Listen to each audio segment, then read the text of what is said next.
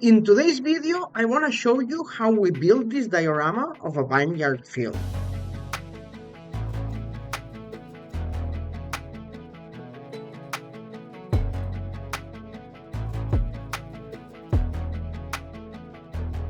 Hello, bon dia. My name is Laura Nicolas, and I'm back again with a new video.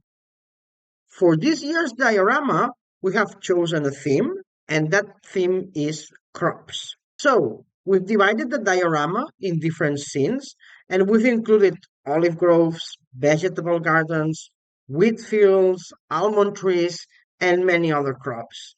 But of course, we couldn't leave out the vineyard because it's one of the most iconic crops in our region. For those of you that do not know, let me explain what is it that we do and why. In Catalonia, and also in many other parts of the world, it's typical to build a nativity scene as Christmas decoration. So, many families build a small one at home, and many towns and cities have a club or a group of people that build big ones or nicer ones, and you can go visit the exhibitions during the Christmas season. I am part of a group in a town called Parets del Vallès near Barcelona, where we build the biggest nativity diorama in Catalonia. We call it Passebre. And every year we rebuild it again and change it completely.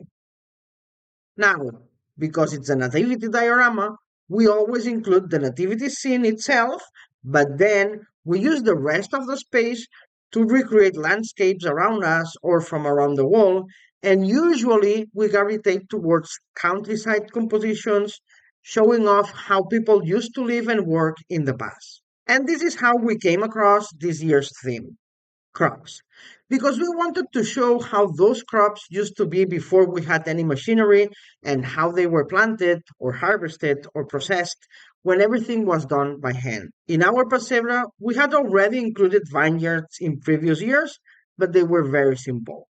And for this year, I wanted to create vines that look much more realistic along with more realistic grape clusters. To me, the result is spectacular, and I'm really happy with how everything turned out.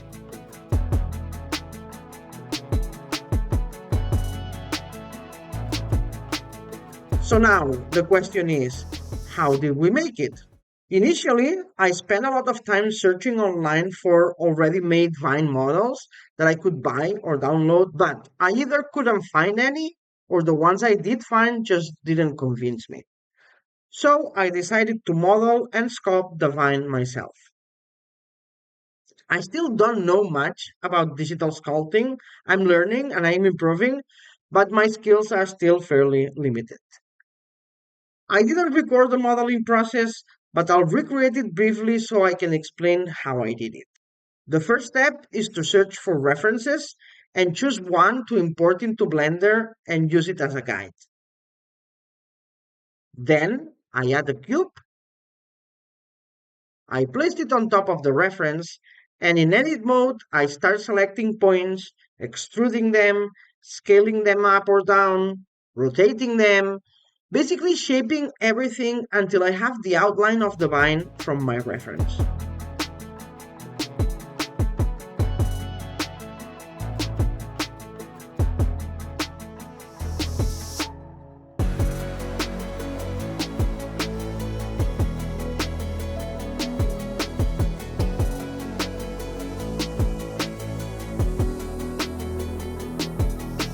At some point, I have to stop relying on the reference and start pulling branches outward in different directions until I end up with a vine that has real volume, something fully three-dimensional, not just a flat shape. And this is the model I ended up with at the end of this phase.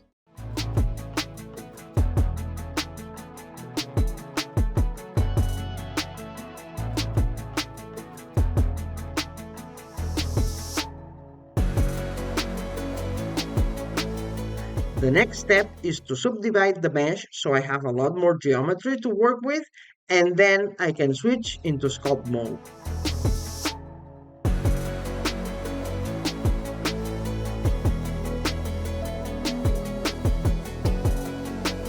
In sculpt mode, I round up the branches, I smooth the transitions between the branches and the main trunk, and I keep checking at the reference to see where I should add a bump or an extra branch so that everything looks more organic.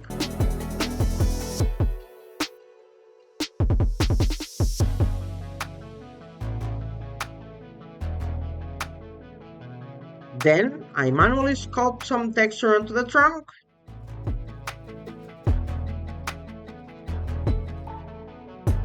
And this is what it looked like at the end.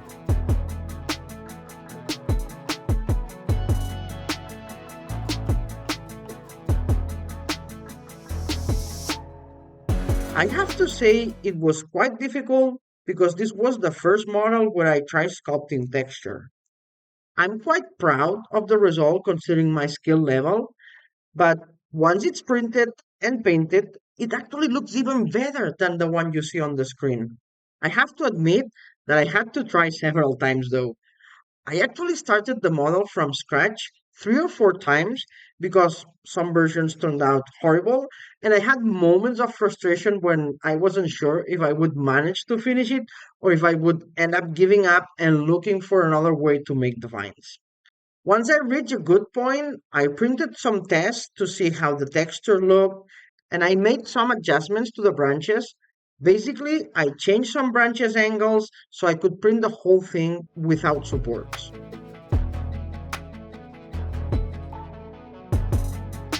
I added the base directly in the slicer and started printing lots of copies.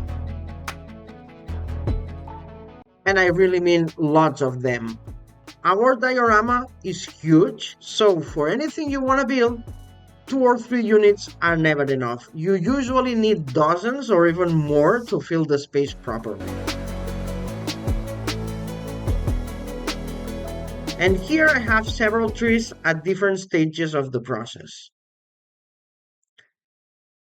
And then I have these ones that came out from the printer kind of wrong with all of these stringy bits. The problem is that when the printer head moves from one place to another, a bit of plastic leaks out and it creates these thin strings. I could have spent time adjusting the printing parameters to eliminate them, but since they are also really easy to remove afterwards, I just continued printing it as it is. To remove the strings, I use a lighter because the heat melts them instantly.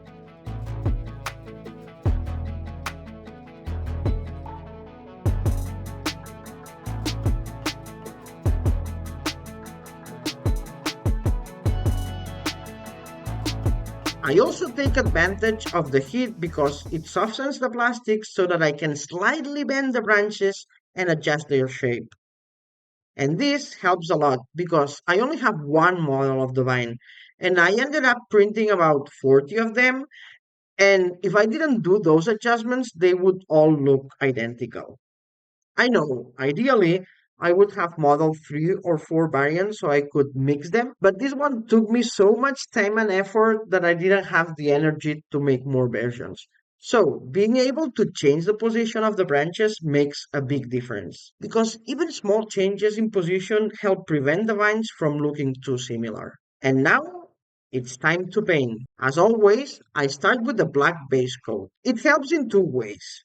First, because I found that black sticks to the plastic much better than other colors. So it's acting almost like a primer. And second, because later I'll apply white, but only on about 80 to 90% of the surface.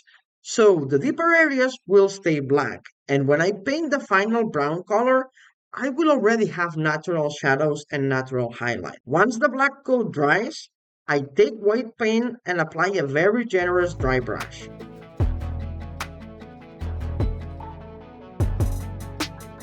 I load the brush, I wipe off the excess if necessary, and then I apply the white quite heavily.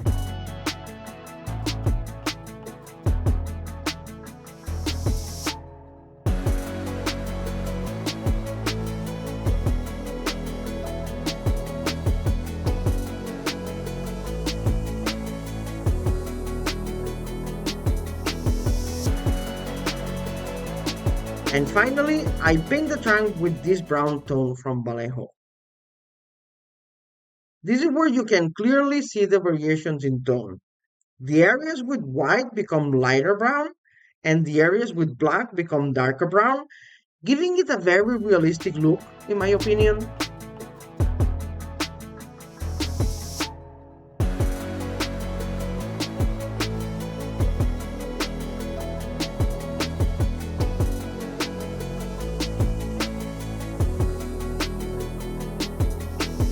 And then I finish with one last step. I use a lighter brown color and I apply a final dry brush coat to bring out all of the texture. To use this technique, the brush must be completely dry. Then you take a tiny little bit of paint and then you wipe off almost all of it. And finally, you gently brush over the raised areas without pressing so the paint only sticks to the edges. And that's how the trunk looks once it's fully painted.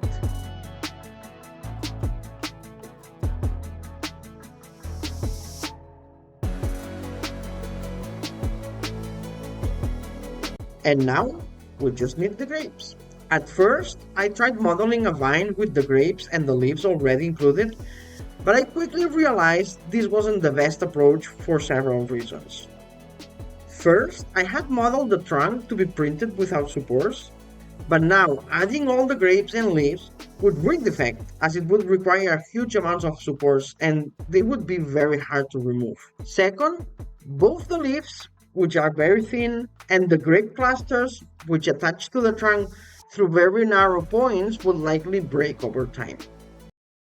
Third, it would be much harder to paint. You saw how simple it was to paint the trunk. If the leaves and grapes were attached, many areas would be hard to reach with a brush, and painting each vine would take much longer. And lastly, all the vines will look basically identical. I wouldn't be able to hit the branches and reposition them as easily because that would also move the grapes. The clusters must always point downwards because of gravity. If I bend a branch, the grape cluster could end up in a diagonal or almost horizontal, which would ruin the realism. So I decided to print the grape clusters separately. This way, I can place them onto the trunks in different positions, ensuring that each vine looks unique. And also, having the grapes as separate pieces gives me much more flexibility. I mean, I can place them on the vine, but I can also place them in wooden boxes or baskets or in carts or in the ground and basically anywhere I need them. For the grape model, I started with very simple shapes and then merged all these spheres so I would have a single watertight mesh with no internal holes, making it much easier to print and much easier to paint. I also modeled the hook so the cluster could easily hang from the branches. And to hide the hook, I modeled several leaves and I placed them in different positions.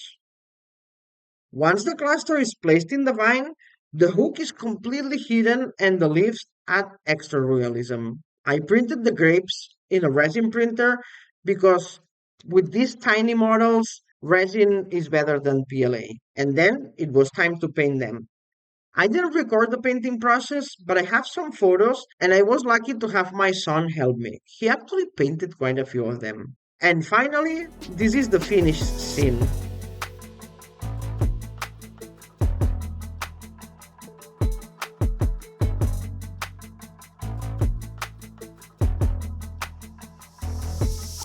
Remember that you can visit in Parets del Vallès near Barcelona. The exhibition is open during December and January. I will leave a link in the description so you can check exactly when are we open and the schedules.